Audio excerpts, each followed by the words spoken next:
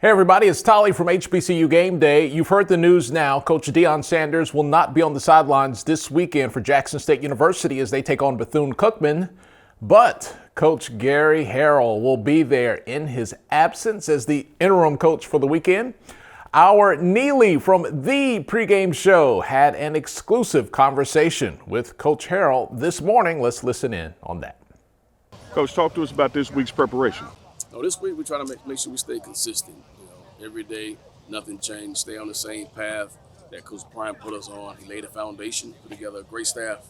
T.C. Williams on offense, running the offense. Dennis Thurman on defense, running the defense. And we want to make sure we do it as a unit and make sure we be leaders of men and show them that even though Coach Prime is not here physically, he's still with us spiritually. We still hear his voice. We still feel his spirit. We want to make sure that we continue to go out and honor him, respect him, that he put us in this position to do what we do what we love. So this week is all about preparing for a team that we know is going to be a tough team. We're coming here with great coaches that I've known for a long time. But it's all about us right now to make sure we stay as one as a family. Don't lose focus. Understand what is our wanted factor and just continue to strive for that goal. So let me double back on that. We're facing a team that's 0-7, 0-4 in the SWAC. How do we get a team ours that's rolling so hard to not take them for granted because of their record? We don't look at the record, we look at the opponent. We know that Bethune-Cookman is a worthy opponent. They play hard, you watch them on film, they're going to get to the ball, they're going to make plays on offense. And, they got a great coaching staff. I know Coach Sims for a very long time. He's been doing it very well for a very long time. And Yogi on defense, a great coach, and we know that they're going to come in with their best. So we got to make sure we show up with our best. But we want to stay consistent once again. As long as we do what we do, we feel like offensively, we move the ball, put points on the board. Defense, we get after the quarterback, stop the run, and just make them one-dimensional. Special teams, continue to be a sniper and go down the field and take that one shot and take that one kill. But we want to make sure that all phases understand that we don't take any opponent lightly. We want to play that team, not the record. We want to play that logo. We want to bring our band, we want to bring our fan base, we want to bring our team into that stadium and make sure we represent JSU all around. Coach, in football, we always talk about next man up, being prepared, and focus on the players. This week, that applies to the coaching staff. What does it mean to you to be tapped to lead this team this week?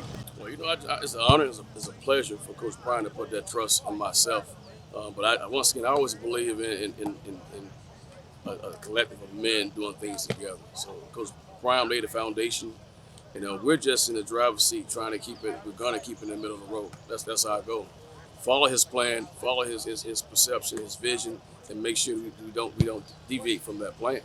But with TC on offense, we have great confidence what he has going on with DT on defense. We have a great staff, and we do it together. The thing about us, we're close as a staff. We communicate. We work well together, and I think the players see that and they feed off that. So it's not about myself. It's not about who's the interim head coach. It's about the coaching staff staying together, pulling together, make sure all the parts, all the moving parts are coming together, that the tempo, the energy that we displayed the previous week, that the smart, fast, tough, discipline, the core values that we preach on every day, that do not drop off. Play our level of football, and everything else will take care of itself. Now, you've been not only a player in HBCU, you've been a head coach in HBCU. What is it going to be like calling on that experience this weekend against a SWAC opponent? Usually as a head coach, man, I'm not the biggest fan, man. Once I get into the game, I've been through those situations. I play the game through my head. As a head coach at Howard, I always leaned on my staff. And once again here, even though I'm the interim head coach, I'm leaning on the staff together to get it done. Through the leadership, just understanding what Prime would do in this situation, what will Prime do in this situation, because this is his team, this is his program. So as an interim head coach, I got to make sure that I do not deviate from his plan. I got to make sure that I carry out his mission.